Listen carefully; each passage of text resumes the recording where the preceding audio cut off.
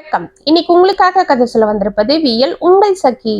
இன்னைக்கு நம்ம பார்க்க போற கதையின் பெயர் ஆசைகள். கதைக்குள்ள போலாமா? மதுரை மீனாட்சி அம்மன் கோவிலில் இருந்து வெளியே வந்த ரேகா தன்னோடு வந்த பெண்ணிடம் ஏதோ பேசிக் கொண்டிருந்தாள். அவள் முதுகில் யாரோ பட்டன் அடித்ததும் திடுக்கிட்டு திரும்பி பார்த்தாள். சற்று நேரம் அவள் கண்களை அவளால் நம்ப முடியவில்லை.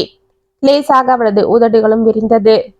ஏய், நீ நீ மோகனா தானே என்றவளை அடித்த பெண்ணிடம் தனது சந்தேகம் தீர ஒரு முறை கிட்டே விட்டாள். ஆமாண்டி, நான் மோகனாவே தான். ஏன் அப்படி சந்தேகமா கேட்கிற என்று சிரித்தாள் அவளது காலேஜ் தோழி மோகனா. மோகனா, என்னடி இது? காலேஜ்ல என் கூட படிச்ச மோகனாவா நீ? அப்பெல்லாம் ஒண்ணுமே தெரியாத அப்பாவி போல இருந்த. சுடிதாரு, அதை விட்டா புடவை, இது தவிர வேற எதுவும் போட மாட்டேன். நாங்களா கம்பல் பண்ணி வேற ஏதாவது மாடர்னா போட சொன்னாலும் வேண்டான்னு சொல்லிடுவேன். ஆனா இப்ப என்னடி இது? ஜீன்ஸ் பேண்ட்டும் டிஷர்ட்டுன்னு ஆளே அடையாளம் தெரியாம இருக்கிற. அதுதான் நான் கொஞ்ச நேரம் திணறிட்டேன் என்று சிரித்தாள். அதெல்லாம் நம்ம ஸ்டேட்டஸுக்கு தகுந்தா போல மாறித்தானே ஆகணும். சரி சரி, நீ என்ன இங்க இருக்கிற? இங்க ஒரு பட்டிமன்றத்துல கலந்துக்க வந்தேன். அப்படியே கூட வந்த ப்ரொஃபசர்ஸ் எல்லாம் ஒன்னா சேர்ந்து மீனாட்சி அம்மன் கோவிலுக்கு போலாம் வாங்கன்னு சொன்னாங்க. அதுதான் கோவிலுக்கு போயிட்டு ரூம்ல போய் ரெஸ்ட் எடுத்துட்டு அப்படியே நாளைக்கு பக்கத்துல கள்ளழகர் கோவில், பழமுதிரி சோலையெல்லாம் போயிட்டு ஊருக்கு போலான்னு பிளான் பண்ணோம். அப்படியா? சரி, உங்க பிளான்ல ஒரு சின்ன மாற்றமா? நீ இப்ப என் கூட வர என்றவள் கைகளை பிடித்து கொண்டாள். ரேகா சங்கடத்தோடு அருகில் இருந்த அந்த பெண்ணை பார்த்துவிட்டு, ஏய், என்னடி இது? என் கூட வந்தவங்கலாம் எங்களுக்காக வெயிட் பண்ணிட்டு இருப்பாங்க. இப்ப நாங்க போய் தான் எல்லாரும் ஒன்னா சேர்ந்து சாப்பிட வெளியில போனோம் என்று தயங்கினாள். அதெல்லாம் முடியாது. இன்னைக்கு நீ எங்க வீட்டுல தான் லஞ்சு சாப்பிட்ற. இது என்னோட ஆர்டர். நாம சந்திச்சு எத்தனை வருஷம் ஆச்சு. நானே உங்களெல்லாம் பார்க்க முடியாம எவ்வளவு மிஸ் பண்ண தெரியுமா என்று மோகனாடம் பிடிக்க, ரேகாவிற்கு தனது நீண்ட நாள் தோழியை சந்தித்ததில் சந்தோஷம் ஏற்பட்டிருக்க அவளுடன் அவளது வீட்டிற்கு செல்ல மனது துடித்தது. அப்படியே அவர்கள் காலேஜில் படித்த நாட்களை ஆசைப்படவும் ஆசைப்பட்டாள். சரிடி, கொஞ்சம் இரு என்று தன் அருகில் இருந்த பெண்ணிடம் விஷயத்தை கூறி மற்றவர்களிடம் சொல்லிவிடும்படி கேட்டுக்கொண்டாள். அதனால என்ன மேடம் இருக்கு? நீங்க போயிட்டு வாங்க, நான் அவங்க கிட்ட சொல்லிடுறேன். அப்ப நான் கிளம்புறேன் மேடம் என்று அந்த பெண் சென்று விட்டாள்.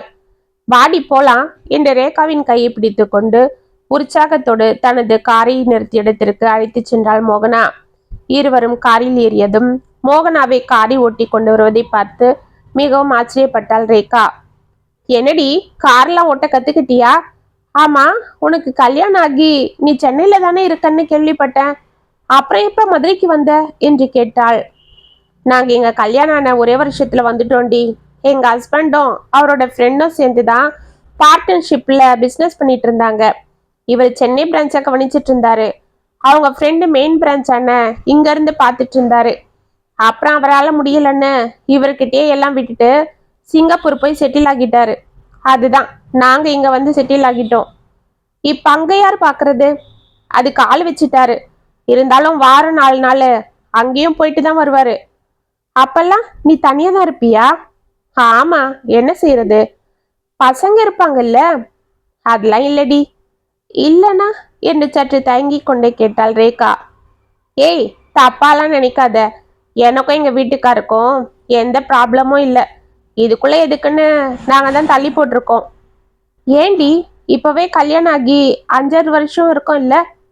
அட நீ வேற. இப்ப என்ன, சின்ன வயசுலதான் நடுத்தர குடும்பத்துல பிறந்துட்டு படாத பாடுபட்டேன். மனசுக்குள்ள எவ்வளவோ ஆசைகள் இருந்தாலும் அதை வெளியிலயும் சொல்ல முடியாம, வாங்கி அனுபவிக்க முடியாம, கௌரவம் அது இதுன்னு அடங்கியே கிடந்த. இப்ப எங்க வீட்டுக்காரு பெரிய பிசினஸ்மேன், நல்லா சம்பாதிக்கிறாரு. இப்ப நான் சின்ன வயசுல ஆசைப்பட்டதெல்லாம் நிறைவேற்றிக்கிறேன். பாரு, கார் ஓட்ட கத்துக்கிட்டேன். தினமும் விதவிதமா மாடர்னா ட்ரெஸ் போட்டுக்கிறேன். ஷாப்பிங் மால், சினிமா அது இதுன்னு ஆசைப்பட்ட இடத்துக்கெல்லாம் போறேன். எனக்கு பிடிச்சதெல்லாம் வாங்குறேன். எங்க வீட்டுக்காரன் எதுவும் கேட்கவே மாட்டாரு. நான் என் இஷ்டம் போல சந்தோஷமா இருக்கிறேன். இதை விட்டு இந்நேரம் குழந்தை குட்டின்னு இருந்தா அதுங்களை பார்த்துக்கிட்டு திரும்பவும் என்ன அந்த சிலந்தி வலையில மாட்டிக்க சொல்றியா? ஓடி, அதெல்லாம் அப்புறம் பார்த்துக்கலாம். உங்க ஹஸ்பண்டும் இதுக்காக உன்னை ஒன்றும் கேட்டுக்கிறது இல்லையா? அதெல்லாம் ஒன்றும் இல்லை. அவர் கேட்டதுக்கெல்லாம் நேரம் அவர் ரெக்கையை கட்டிட்டு பிஸ்னஸ்ன்னு ஓடுவாரு. நாங்க 2 பேரும் பேசிக்கிறதே அபூர்வம்தான். அவ்வளவு ஏன், நாங்க சந்திச்சுக்கிறதே வாரத்துக்கு 3 நாளோ 2 நாளோ தாண்டி. மத்தபடி அவர் வெளியில தான் இருப்பாரு. அப்படியே நாங்க பாத்துக்கிற அந்த 2 நாள்லயும் அவரை பார்க்க யாராவது வந்துகிட்டோம், போன் கால் வந்துகிட்டும் இருக்கும் என்று சிரித்தாள். அது உனக்கு கஷ்டமா இல்லையா மோகனா என்று கேட்டாள். இதுல என்னடி கஷ்டம் இருக்கு? அவர் என்ன சும்மாவா ஊரை சுத்துறாரு? சம்பாதிக்க தானே சுத்துறாரு. அதுவும் இல்லாம அவர் இப்படி சம்பாதிக்கிறதால தானே நானும் சந்தோஷமா இருக்கேன். அதுதான், நான் எதையும் கேட்டுக்க மாட்டேன். சரி, அதை விடு. ஆமா, நீ என்னடி இன்னும் கல்யாணம் பண்ணிக்காம தான் இருக்கியா என்று கேட்டாள். இல்லடி, பிஜி முடிச்சுட்டு பிஹெச்டி பண்ணேன். அப்புறம் நம்ம படித்த காலேஜ்லேயே லெக்சரராக வேலை கிடைச்சிது. அதுலேயே முழு கவனமாக இருந்துட்டேன். நடுவில் பட்டிமன்றம் அது இதுன்னு ப்ரோக்ராம்லாம் போயிடுவேன். இதிலே ஈடுபாடோட சுற்றிட்டு இருக்கிறதால கல்யாணத்தை பற்றி யோசிக்க கூட டைம் இல்லை. ஏய் போதண்டி, இதுக்கும் மேலே போனால் வயசாகிடும். காலகாலத்தில் கல்யாணத்தை பண்ணிக்க. ஆமாண்டி, அம்மாவும் இதே தான் தொல்லை பண்ணிகிட்டே இருந்தாங்க. நானும் அவங்க தொல்லை தாங்காம சரின்னு சொல்லிட்டேன். உடனே வரணும் பார்த்துட்டாங்க. அப்படியா? Very good. மாப்பிள்ளை என்ன பண்றாரு? அவரும் ப்ரொஃபஸர் தாண்டி. சூப்பர். என்ன டிபார்ட்மெண்ட்? பிசிக்ஸ். Very good. அப்ப எப்போ கல்யாணம்? இன்னும் நிச்சயம் பண்ணலடி. மண்டபத்துக்கு டேட் எல்லாம் பார்த்துட்டு தான் ஃபிக்ஸ் பண்ணுவாங்க. அது சரி, வேணும்னா சொல்லுடி. எங்க ஹஸ்பண்ட் கிட்ட சொல்லி ஹோட்டல் தாஜ்லேயே செய்யறா போல ஏற்பாடு பண்ணிடுவோம். அந்த ஹோட்டல் மேனேஜர் எங்க ஹஸ்பண்டோட ஃப்ரெண்டு தான் என்றாள். அப்படியா என்று ஆச்சரியமாக கேட்டாள் ரேகா. ஆமாண்டி, செலவை பத்தி நீ ஒன்றும் ஒரி பண்ணிக்காத, அதெல்லாம் பார்த்துக்கலாம் என்று கண்ணடித்து சிரித்தாள். அவளை ஆச்சரியமாக பார்த்து கொண்டிருந்த ரேகாவிற்கு அவளது காலேஜ் நினைவுகள் மனதில் அசி போட்டன. ஏய், ஏண்டி எங்க கூட சினிமாவுக்கு வரமாட்டேன்னு அடம் பிடிக்கிற? நாங்க எல்லாரும் போகும்போது நீ மட்டும் ரூம்ல தனியா உட்காந்துட்டு இருப்பியா என்று கேட்டுக்கொண்டே மோகனாவின் அருகில் வந்து அமர்ந்தாள் ரேகா. என்னடி சொல்ற? இந்த மாசம் ரூம் வாடகை என்னால ஷேர் பண்ணிக்க முடியாம இருக்கிறேன். கையில 1 ரூபாய் இல்ல. அப்பாவுக்கு உடம்பு முடியலன்னு 15 நாளா வேலைக்கு போலியாம். வந்த சம்பளத்துல மளிகை சாமான் பாக்கி, பால் பாக்கிக்கும் சரியா போச்சு. இந்த வாட்டி எப்படியாவது அட்ஜஸ்ட் பண்ணிக்கமா, அடுத்த வாட்டி சேர்த்து கொடுத்துறேன்னு அம்மா போன்ல அழறாங்க. நானே வாடகை கொடுக்காம உங்களெல்லாம் பார்க்கவே சங்கடப்பட்டுட்டு இருக்கிறேன். இந்த அழகுல என்னை போய் சினிமாக்கு கூப்பிடுறியேடி என்று கண்களை துடைத்து கொண்டாள் மோகனா. ஏய், உன்னை இப்ப யாராவது வாடகை கேட்டமா? எதுக்கு நீ இப்படி பேசுற? அதுதான் உன் ஷேரையும் சேர்த்து நானே கட்டிட்டேன் இல்ல. இப்போ உன் டிக்கெட்டுக்கும் நானே காசு போட்டு கொடுத்துறேன். நீ பேசாம என் கூட வா. இதோ பாரு, உனக்காக என்னோட புது சுடிதார் கூட எடுத்து வச்சிருக்கேன், போட்டுக்கிட்டு வாடி என்று அவள் கைகளை பிடித்து கொண்டாள். இல்ல ரேகா, நான் வரலடி. ஏற்கனவே நீதான் எனக்காக நிறைய செய்யற. இதெல்லாம் பார்த்து அமுதாக்கு எம்எல்ல ஒரு அலட்சியம் இருக்கும். இப்ப சினிமாக்கும் நான் ஓசியில வந்தா அப்புறம் அவ என்னை கேவலமா நினைப்பா. எதனா அவ பேசிட்டா என்னால தாங்க முடியாது. அதுவும் இல்லாம உன் ட்ரெஸ்ஸை வேற போட்டுட்டு வந்தனா எதனா சாக்கு சொல்லி என்னை அசிங்கப்படுத்திடுவா. அப்புறம் எல்லாரும் எதிர்க்கும் எனக்கு அவமானமா இருக்கும். நான் வரல, நீங்க போயிட்டு வாங்க என்றாள். ஏய், என்னடி இது? பாவம் அந்த அமுதா. உன்னை என்ன சொல்றா? அதுவும் அவ உங்க அத்தை பொண்ணு தானே. அவளை எண்ணி எப்ப பாரு தப்பா நினைக்கிற. இத்தனைக்கும் அவ தான் உனக்காக டிக்கெட் வாங்குறன்னு கூட சொன்னா. இது உன்கிட்ட சொல்ல வேண்டான்னு கூட சொன்னா. ஆனா நீதான் அவளை எப்ப பாரு எதனா சொல்லிட்டே இருக்கிற. அவ சொல்லாததெல்லாம் நீயே கற்பனை பண்ணிக்கிற. ரேகா, உனக்கு அதெல்லாம் தெரியாது. அவ இங்க உங்க எதிர்க்க இப்படி நடந்துக்கிட்டாலும் ஊருக்கு போனா என்ன அசிங்கப்படுத்தினாலும் படுத்துவா. அதெல்லாம் என்னால தாங்க முடியாது. நான் வரலடி, என்னை விட்டுடு என்று கட்டிலில் படுத்து கொண்டாள் மோகனா. சரியானவ. என்கிட்ட ட்ரெஸ் வாங்கி போட்டுக்கிறா, நான் எதனா வாங்கி கொடுத்தா வாங்கிக்கிறா. ஆனா பாவம் அந்த அமுதாவை மட்டும் ஏன் இப்படி தப்பாவே நினைக்கிறா? இத்தனைக்கும் அவ பாட்டுக்கு வேலையை பார்த்துட்டு இருக்கா. இவளுக்கு உள்ள காம்ப்ளெக்ஸ்ல அவளை பகையா நினைக்கிறா. அவங்க அப்பா நல்லா சம்பாதிக்கிறாரு, வசதியானவரு, ஒரே பொண்ணு வேற. இவங்க அப்பாவுக்கு வருமானம் கம்மி.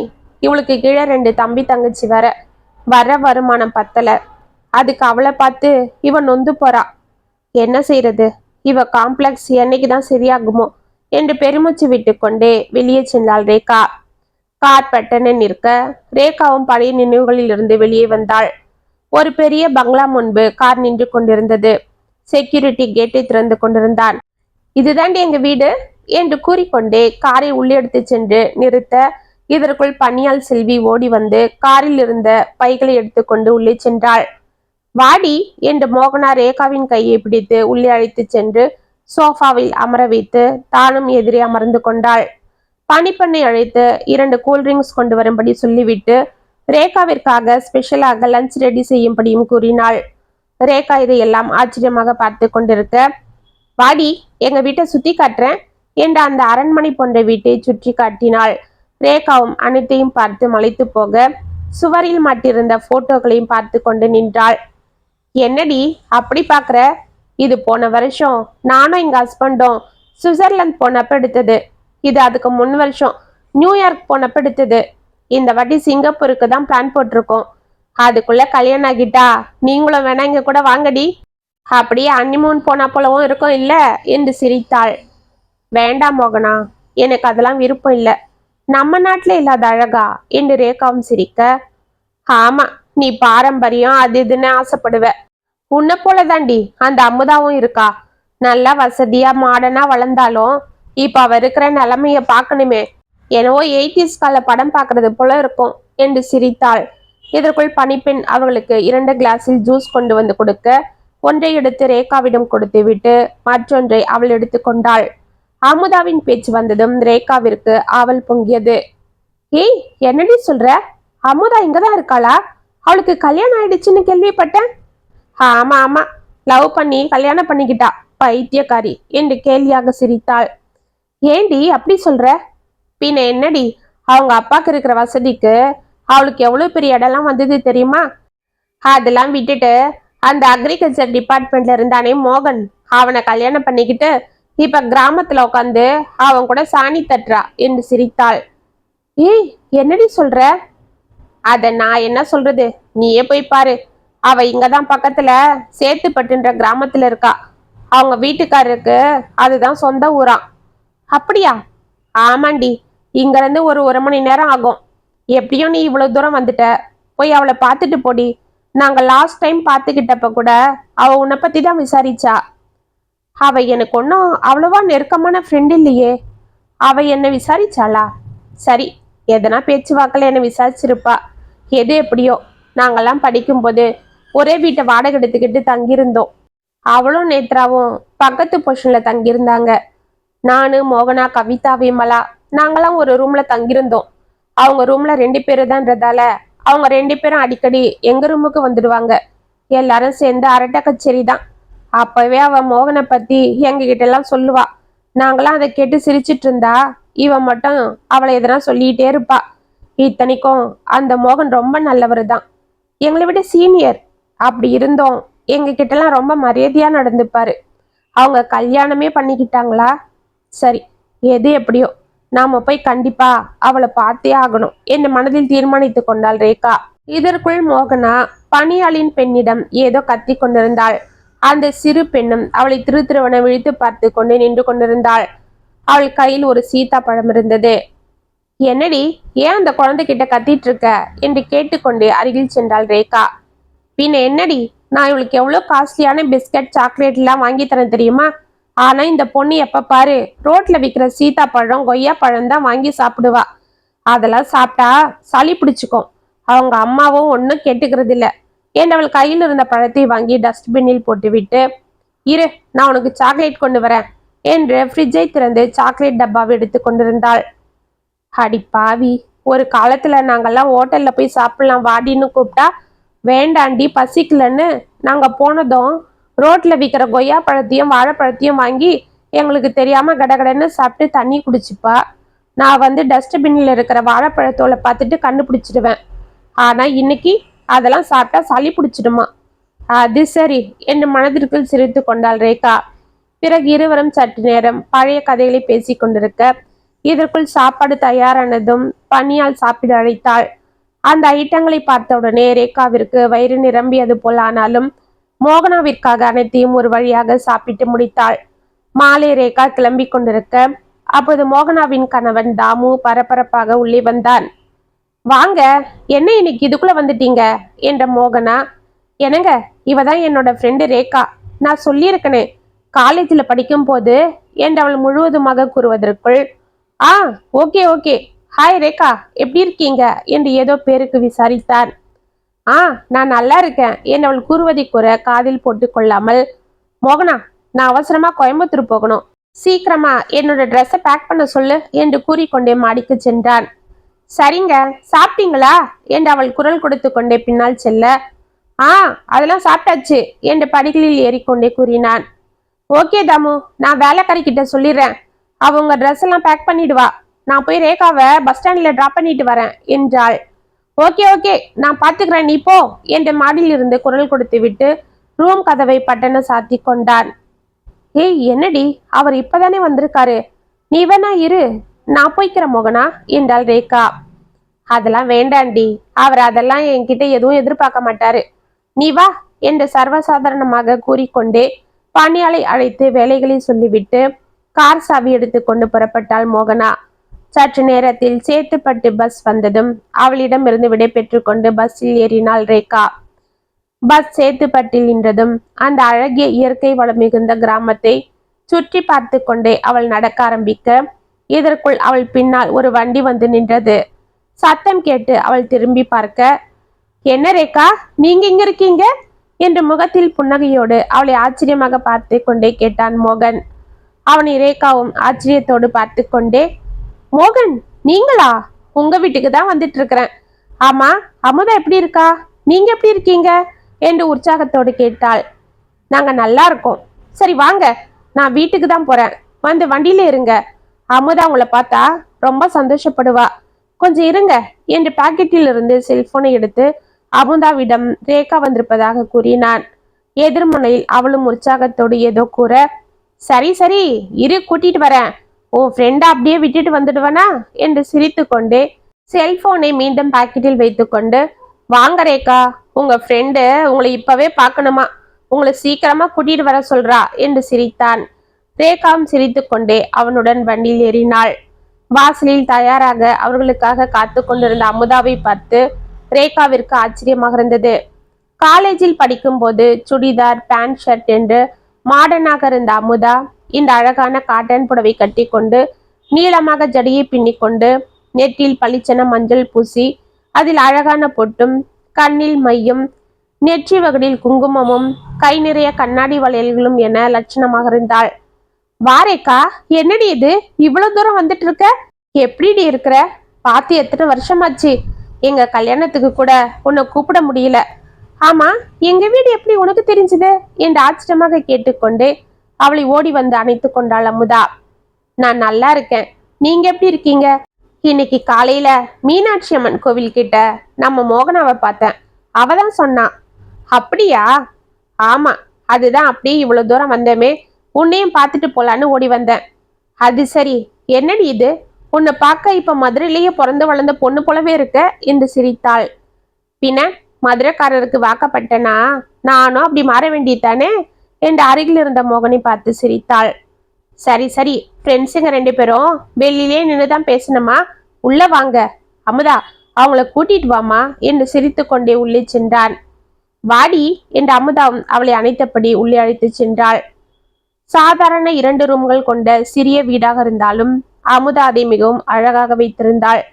வீட்டில் காஸ்ட்லியான பொருட்கள் எதுவும் இல்லை என்றாலும் பழைய காலத்து பாரம்பரிய பித்தளை பாத்திரங்களும் மண் பாத்திரங்களும் நிறைய இருந்தது.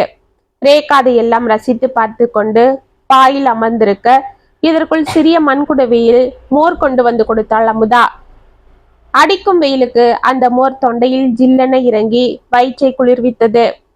மோர் ரொம்ப நல்லா இருக்கு அமுதா, ரொம்ப வாசனையாவா இருக்கே என்று ஆச்சரியமாக கேட்டுக்கொண்டே அந்த சிறிய குடுவையை கீழே வைத்தாள் ரேகா. பாக்கெட் மோர்லாம் இல்ல ரேகா, வீட்லயே உர ஊத்தினதுதான். அப்படியா, ஆமா ரேகா, எங்க வீட்லயே மாடுங்க இருக்கு, அந்த பால் தான், அதுவும் இல்லாம நாங்க மாட்டுக்கு இயற்கை உரத்துல வளர்த்த வெறும் புல்லு புண்ணாக்கு தான் போடுறோம், அதனால இதுல எந்த கலப்படமும் வராது, அதுதான் மோரும் இவ்வளவு வாசனையா நல்ல டேஸ்டாவும் இருக்கு என்றான் மோகன். சூப்பர், அப்ப நீங்க படிச்ச படிப்ப இங்க கொண்டு வந்து பயன்படுத்துறீங்கன்னு சொல்லுங்க என்று சிரித்தாள் ரேகா. ஆமா, நான் அக்ரிகல்ச்சர் எடுத்து படிச்சதே அதுக்காக தான், இதுல அதிகமா எனக்கு வருமானம் இல்லைனாலும் நிம்மதியும் சந்தோஷமா இருக்கு, எங்க தேவைக்கு போதுமான வருமானம் வருது. அது சரி, சிட்டில அளவுக்கு அதிகமா சம்பாதிச்சாலும் அங்க கிடைக்கிற கலப்படமான சாப்பாடும் பொல்யூஷனும் நம்ம பாதி சம்பளத்தை ஆஸ்பத்திரிக்கே இல்ல செலவாக்கிடுது. அதுக்கு இந்த ஆரோக்கியமான கிராமமே போதும். இதைத்தான் நானும் விரும்புறேன் என்று சிரித்தாள் அமுதா. அவர்களை ஆச்சரியமாக பார்த்து கொண்டிருந்தாள் ரேகா. பிறகு ரேகாவிடம் பழைய கதைகளை பேசிக்கொண்டே அமுதா அடுப்படியில் சமைத்து முடித்துவிட இதற்குள் தோட்டத்திற்கு சென்று இளநீர் கொலையை எடுத்து வந்தான் மோகன். சற்று நேரத்தில் இருவருக்கும் இலையை போட்டு உணவு பரிமாறினாள். அனைத்தும் நல்ல ஆரோக்கியமான காய்கறிகளே இருக்க. என்ன ரேகா அப்படி பாக்குற? நீ ராத்திரியில சாதம் சாப்பிட மாட்டியா? அப்படி ஒன்றும் தயங்காத. இது எல்லாம் வீட்டுல விளைஞ்ச காய்கறி தான். நான் மசாலா எல்லாம் போடாம தான் சமைச்சிருக்கிறேன். எல்லாம் சீக்கிரமா ஜீரணமாகிடும். சாப்பிட்டு நம்ம அப்படி நடந்துட்டு வருவோம். அப்பதான் தூக்கமும் நல்லா வரும். ஏய், என்னடி தூக்கம் அது இதுன்னு சொல்ற? நான் இப்பவே கிளம்பணும். நாளைக்கு நாங்க கள்ளழகர் கோவிலுக்கெல்லாம் போக பிளான் போட்டிருக்கோம் என்றாள் ரேகா. அதெல்லாம் காலையில எழுந்து போயிடலாம் ரேகா. இத்தனை வருஷம் கழிச்சு எங்களை பார்க்க வந்திருக்க. ஒரு நைட்டாவது எங்க கூட நீ தங்கிட்டு தான் போகணும் என்றாள் அமுதா. ஆமா ரேகா, நீங்க கவலைப்படாதீங்க. காலையில 5 மணிக்கெல்லாம் பஸ் வந்துடும். அந்த பஸ்லயே நான் உங்களை ஏற்றி விடுறேன். 6 மணிக்கெல்லாம் நீங்க அங்க போயிடலாம் என்றான் மோகனம். அவர்கள் அன்பிற்கு கட்டுப்பட்டாள் ரேகா. பிறகு சாப்பிட்டு முடித்து அமுதா அவளை அழைத்து கொண்டு மடிக்கு செல்ல அங்கிருந்த அந்த சிறிய கிராமத்தை நிலா வெளிச்சத்தில் பார்க்கவே அழகாக இருந்தது. என்னடி எங்க ஊரை அப்படி ரசிக்கிற? உனக்கு ரொம்ப பிடிச்சிருக்கா என்று சிரித்தாள் அமுதா. ஆமாண்டி, இப்படி ஒரு அமைதியான ஊரை யாருக்கு தான் பிடிக்காது? ஆமாண்டி, இது சொர்க்கம். கள்ளங்கபடம் இல்லாத மனுஷங்க, சுத்திலும் இயற்கை, பெத்த தாயாட்டும் பால் கொடுக்கிற பசுமாடுங்க, ஊருக்கே பாதுகாப்பா இருக்கிற எங்க சாமி. அது பாரு, கோவில் கோபுரம். எங்க ஊரு சிவன் ரொம்ப சக்தி வாய்ந்தவரு. நீ இன்னும் 2 நாள் இருந்தா நான் இன்னும் உன்னை கோவிலுக்கு, ஆத்துக்கு, சினிமா தியேட்டருக்கு எல்லாம் கூட்டிட்டு போவேன். நீ தான் போகணும்னு அடம் பிடிக்கிற. இப்பவே நாம நைட் ஷோ போலாம். ஆனா இப்ப நான் 3 மாசம் முழுகாம இருக்கிறதால நைட்ல எதுக்குன்னு தான் யோசிக்கிறேன் என்றாள் அமுதா வெட்கத்தோடு. என்னது, முழுகாம இருக்கியா? அடி கள்ளி, இவ்வளோ நேரம் பேசிட்டு இருந்தோம், இந்த விஷயத்தை நீ சொல்லவே இல்லையே என்றவள் கன்னத்தை கிள்ளினாள் ரேகா. ஆமாண்டி, கல்யாணம் ஆகி 2 வருஷமாச்சு. இன்னும் குழந்தை நிக்கலன்னு நான் எவ்வளவு சங்கடப்பட்டேன் தெரியுமா? அப்புறம் எங்க ஊரு சாமி கிட்டதான் இந்த வாட்டி குழந்தை நின்னா நான் பாலாபிஷேகம் பண்றேன்னு வேண்டிக்கிட்டேன். அப்புறம்தான் குழந்தை நின்னது என்று சிரித்தாள். அமுதா, கல்யாணம் ஆகி 2 வருஷம் தானே ஆச்சு. அதுக்குள்ள என்னடி குழந்தைக்காக எப்படி தவிச்சிருக்கிற? அதுக்கு இல்லடி, அவருக்கு குழந்தைங்கன்னா ரொம்ப பிடிக்கும். எனக்கும் தான். அதுவும் இல்லாம எங்க 2 பேரோட காதலுக்கு அடையாளமும் அந்த குழந்தை தானேடி. நாம பெண்ணா பிறந்து ஒவ்வொரு கட்டத்துல ஒவ்வொரு பருவம் ஏதுறோம். அது முழுமையடைகிறது நம்ம தாயான பிறகு தானே. அந்த தாய்மையை அடையத்தான் நானும் ஆர்வமா இருக்கிறேன். என்னைக்கு என் குழந்தை என்னை பார்த்து அம்மானு கூப்பிட போகுதோன்னு ஆசையா காத்துட்டு இருக்கேன் என்று வெட்கத்தால் சிரித்தாள். ரேகா அவளை ஆச்சரியமாக பார்த்து கொண்டிருக்க, என்னடி அப்படி பாக்குற? என்னை பார்த்தா பைத்தியக்காரி போல தெரியுதா? இப்பதான் 3 மாசம், அதுக்குள்ள இவளை குழந்தை அம்மானு கூப்பிடணும்னு ஏங்குறாள் என்ன பாக்குறியா என்று சிரித்தாள். சேச்ச, இல்லடி, உன்னையும் நம்ம மோகனாவையும் சேர்த்து வச்சு பார்க்கும்போது எனக்கு ஆச்சரியமா இருக்கு. அவ்வளவு சொத்துக்கும் ஒரே வாரிசான நீ உன் காதலுக்காக எல்லாத்தையும் உதறி தள்ளிட்டு இந்த கிராமத்துல வந்து நிம்மதியா ஆனந்தமா குடும்பம் நடத்துற. ஆனா ஒரு நடுத்தர குடும்பத்துல பிறந்து வளர்ந்துட்டு இன்னைக்கு மோகனா ரொம்ப பகட்டோட வாழறா. ஆமாண்டி, நானும் பார்த்தேன். அவ பேச்சு நடத்தியும் ரொம்ப மாறிட்டு இருக்கு. ஆனா என் மேல இருந்த பகை மட்டும் இன்னும் அவளுக்கு குறையல. அப்ப அவளுக்கு வசதி இல்ல, நான் வசதியா இருந்தேன்னு பொறாமப்பட்டா. இப்ப என்னை விட அவ வசதியா வாழறத காமிச்சு கர்வப்படுறா. போன மாசம் நான் அவளை மதுரையில பார்த்தேன். என்கிட்ட நல்லாதான் பேசிட்டு இருந்தா. ஆனாலும் உன்னை பத்தி நாங்க பேசிக்கல. ஆனாலும் உன்னை பத்தி நான் பேசினதாவும் விசாரிச்சதாவும் அவளே போய் சொல்லி வலு கட்டாயமா உன்னை இங்க அனுப்பியிருக்கிறா என்றாள் அமுதா. அப்படியா? ஏண்டி? எல்லாம் அவளோட பகட்ட காட்டதான். ஆமாண்டி, அவளோட இந்த ஆடம்பரமான வாழ்க்கைக்கு முன்னாடி என்னோட இந்த சாதாரணமான வாழ்க்கையை உனக்கு காட்டி என்னை பத்தி சொல்லாமலே கேவலப்படுத்துறதா அவன் நினைச்சிட்டு இருக்கா. ஆனா எனக்கு அதிலெல்லாம் எந்த விருப்பமும் இல்லை. ஏன்னா அப்படிப்பட்ட வாழ்க்கைய நான் பிறந்ததுல இருந்தே பார்த்து வளர்ந்துருக்கேன். இப்ப எனக்கு இதுதான் மனசுக்கு நிறைவா இருக்கு என்று சிரித்தாள் அமுதா. அவளை அப்படியே ஆச்சரியத்தோடு பார்த்து கொண்டிருந்தாள் ரேகா. காலை அவர்களிடமிருந்து விடை பெற்று கொண்டு அவள் பஸ்ஸில் ஏற டிக்கெட்டை வாங்கி கொண்டு ஜன்னல் ஓரம் அமர்ந்த ரேகாவிற்கு அந்த காலை வேளை அந்த ஊரின் பச்சை பசில் வயலின் வாசம் அற்புதமாக இருந்தது. அந்த வயல்வெளியில் பட்டு வரும் காற்று அவள் முகத்திலும் மேனிலும் சில்லென பட்டது. இந்த அமுதா கொடுத்து வச்சவ, இப்படி ஒரு அழகான ஊர்ல அமைதியா ஒரு வாழ்க்கை நடத்திட்டு இருக்கா, அதுவும் அவ மனசுக்கு பிடிச்ச கணவரோட. ஆனா ஆனா மோகனாவும் நல்லா தான் இருக்கா, எல்லா வசதியோட இருக்கா. ஆனா என்ன பிரயோஜனம்? புருஷன் ஒரு பக்கம் வேலை வேலைன்னு சுத்திட்டு இருக்காரு, இவ ஒரு பக்கம் ஊரை சுத்திட்டு இருக்கா. அவங்க வீட்டுல எல்லாம் இருக்கு, ஆனா அங்க முக்கியமா இருக்க வேண்டிய அன்பு இல்லை. அதனாலதான் எல்லாம் இருந்தோம் அது ஏதோ வெறுமையா தோணுது. அங்க இருந்த வர ஏதோ வாசம் இல்ல குரோடன்ஸ் செடிங்க மதியில இருந்தது போல தெரிஞ்சுது. ஆனா இங்க உயிரோட்டத்தோட இருக்கிற செடிங்களுக்கு மத்தியில அதனோட தூய்மையான காற்றை நுகர்ந்துகிட்டு புத்துணர்ச்சியோட இருந்தது போல இருக்கு. ஆனாலும் மோகனா அவ பட்ட கஷ்டத்துக்கு அவ ஆசைப்பட்டது போல ஒரு வாழ்க்கைய வாழறா. அது அவளுக்கு சந்தோஷத்தை கொடுக்குது. கடவுள் புண்ணியத்துல அவளுக்கும் அப்படி ஒரு வாழ்க்கை அமைஞ்சுது. எந்த எதிர்பார்ப்பும் இல்லாம அவங்க தூரத்து உறவுக்காரங்க இவளை பார்த்துட்டு அவங்க அப்பா கிட்ட எதுவும் செய்ய வேண்டான்னு பொண்ணு கேட்டு அவங்களே கட்டிட்டு போயிட்டாங்க. ஆனா எல்லா வசதி இருந்தோம் அமுதா ஒரு சாதாரண கிராம பையனை காதலிச்சா. காதலுக்காக எல்லாத்தையும் தூக்கி எறிஞ்சிட்டு அவன் கூட வந்துட்டா. இன்னைக்கு அவ மனசுக்கு பிடிச்சத போல வாழ்ந்துட்டு இருக்கா. கடவுள் அருளால அவ மனசுக்கும் ஏத்த வாழ்க்கையும் நல்லபடியா அமைஞ்சுதான் இருக்கு. ஒரே இடத்துல படிச்சாலும் ஒரே மாதிரி படிப்பை படிச்சாலும் ஒன்னாவே சுத்தி திரிஞ்சாலும் அவங்க ஆசைகள் மட்டும் எப்படிலாம் வேறுபடுது என்று மனதிற்குள் சிரித்து கொண்டாள் ரேகா. பஸ் மதுரையை நோக்கி வேகமாக சென்று கொண்டிருந்தது.